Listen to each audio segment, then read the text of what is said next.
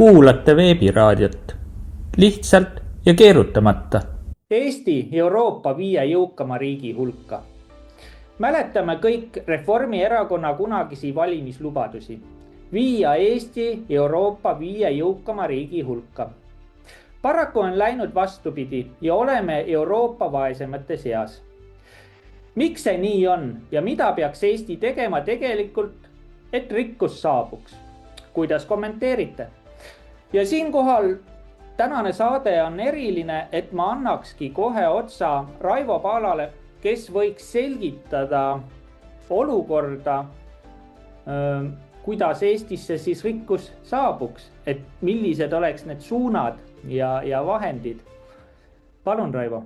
Ega ma ei oskagi öelda, kuidas see rikkus siia tuleb. Alustan nüüd see, mis usklikele head meil teeb, on see, et tõenäoliselt Jeesus Kristus on ikka nädal aega eestlane olnud. Sellepärast, et kõigele muule, mis ta on maailma head teinud, on ta siis andnud meile ka päris rikkalikud maavarad, 20–30 triljonit dollarit. Et alati naeran seda, et kui siin ka paned 10 triljoniga mööda, siis ikka midagi ei juhtu, aga lihtsalt 30 triljonit on see, millega me võiksime heast tahtest näiteks Ameerika Ühendriikide riigivõlla ära maksta. Aga jälle, et ega küsimus ei ole see, et mis meil on, vaid nii kui Tõnu väga hästi ütles, et kes me ise oleme.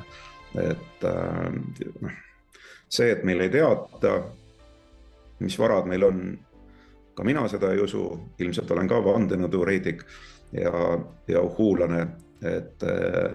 Ja see, miks ma, nagu ka Meelis ütlesin, et miks ma vahutan kogu aeg, ongi see, et majandusteadlasena ma olen õppinud rahanduskrediidi erialal ja minu jaoks on väga lihtne näha seda, kuhu meid tegelikult läbi eelarvepoliitika ja selliste maksutõusude ja selle eriti julmade eelarvekulude planeerimisel, näiteks eelmine aasta oli selge pool aasta pealt, et kulusid sellises mahus täita ei suudeta, aga poisid panid ikkagi pea püsti edasi, siis seda. Need materiaalse rikkusega eestlased eriti ei üldse, sellepärast, et nad ise ei halda materiaalset rikkust.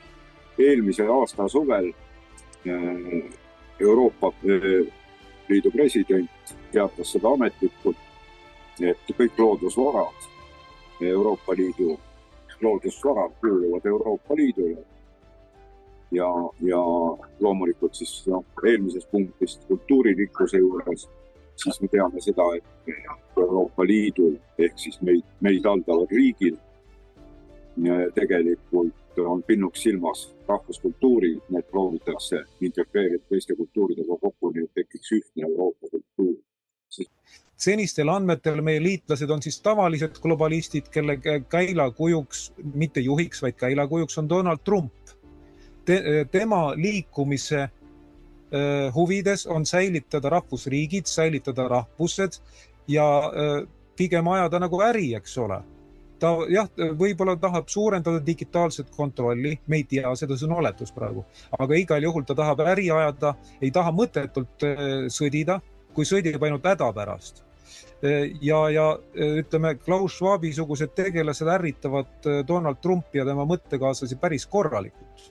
Ja meie seda ei näe, meie võib-olla vaatame ainult ütleme piiratud ulatusega internetiväljaandeid, teabeallikaid, aga tegelikult käib taustal päris kõva andmine. Ja ei ole võitlus mitte USA ja Venemaa vahel, vaid võitlus on USA ja Suurbritannia vahel.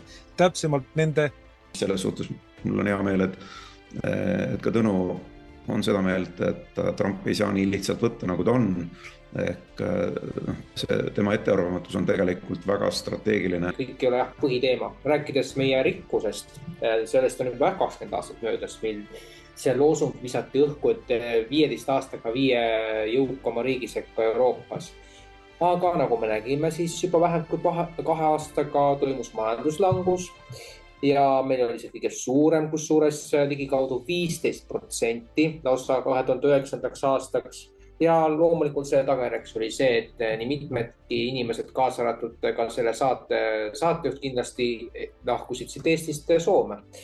Ja mis sa nimestada, et Soomes on palgad ju mitu korda. See 5 rikkama riigi hulka oli üks suur vale. Neid eestlasi on vähe. need on need, kelle jaoks rikkus ongi see vabaduse tunne, see, kui sa saad vabalt elada niimoodi, et sa ei pea mõtlema, et mis ma selleks 3. töökohaks või ametiks peaks õppima, et ennast ära majandada. Kui inimene tahabki teha mingi, räägitakse raha, kuidas teenida raha, investeerimine ja raha. Ma olen isegi öelnud, et kuulge, et äkki õpetaks mingeid elulisi asju või mingit sellist, mis on elus päriselt oluline, kutsuda rääkima keegi, kes ei ole, et kuidas ma sain rikkaks, vaid kuidas kriise läbi elada, mis on need momendid, mis võivad elus ette tulla, kust siis on võimalik läbi minna, lihtsalt sa koged esimest korda ja võib tekkida ahastus ja nii edasi. Aga ikkagi raha teema ju müüb, sest kõik saavad aru, et meil on majandus sellises kohas ja inimesed, kes meid vaatavad, küsivad ju, et mida saavad nemad teha ise. Ja teine võimalus on kokku hoida, tähendab mõistlikult kokku hoida niimoodi, et inimesed suudavad ennast ise varustada elektriga. Vähemalt eramutes on siis kuskil maa-asulates või kuskil suuremate linnade, äärelinnades. Põhimõtteliselt on olemas seadmed lahendus.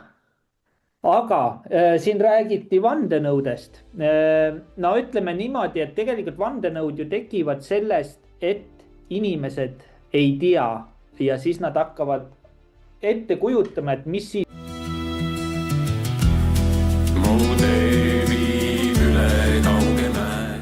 19–21 juuni 2026 Saaremaal Eiste Toomatalu territooriumil korraldab Kungla rahvas otsustusfestivali. 3 päeva ühiseid arutelusid, kohtumisi, otsuste kujundamist.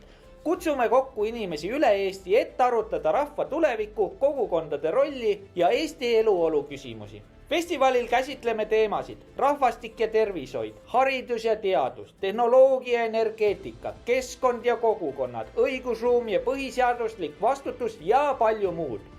Arutelu tulemusel kujundatakse ühised seisukohad ja ettepanekud. Kokkusaamine on avatud kõigile huvilistele. Tule kohale, kuula, osale aruteludes ja anna oma panus ühisesse mõttetöösse. Kutse saavad lisaks paljudele teadlastele ja arvamusliidritele Eesti Vabariigi president ja ka peaminister. Kungla rahva otsustusfestival 2026, 19–21 juuni. Koha peal telkimisvõimalus, elav tuli ja inspireeritud inimesed. Sündmust kajastavad eestis.com, uudistekeskus.ee ja paljud teised alternatiivmeedia kanalid. Kuni hommik käisid kõrvi. Kungla rahvas, ühine jõud.